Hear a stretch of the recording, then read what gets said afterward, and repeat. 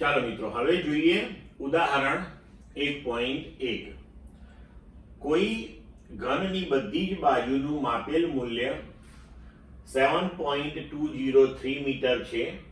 યોગ્ય સાર્થક અંક સુધી ઘનનું કુલ પૃષ્ઠ ક્ષેત્રફળ તથા કદ શોધો.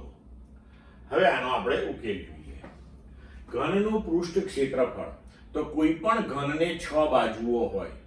અહીં આપણને બાજુનું મૂલ્ય 7.203 મીટર આપ્યું છે, તો એક બાજુનું ક્ષેત્રફળ થશે 7.203 નો વર્ગ.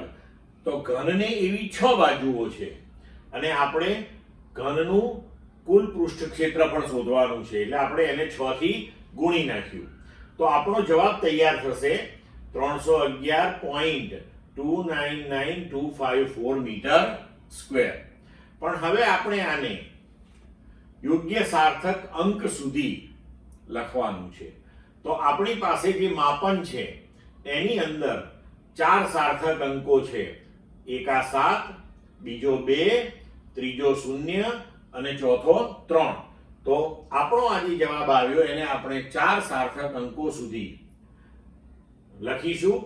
હવે જો 4 સાર્થક અંકો સુધી લખીએ તો 311.2, તો એની પાછળ હવે 9 જે આવે છે એ 5 થી મોટો છે, તો 2 માં આપણે 1 ઉમેરી દઈશું, તો આપણો જવાબ થશે 311.3 મીટર સ્ક્વેર. હવે એવી જ રીતે આપણે કદ શોધીએ.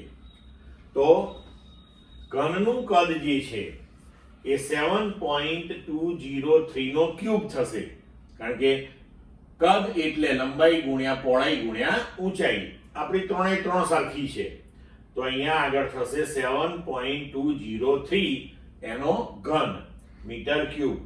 એને આપણે ઉકેલીશું તો જવાબ આવશે 373.714754 મીટર ક્યુબ.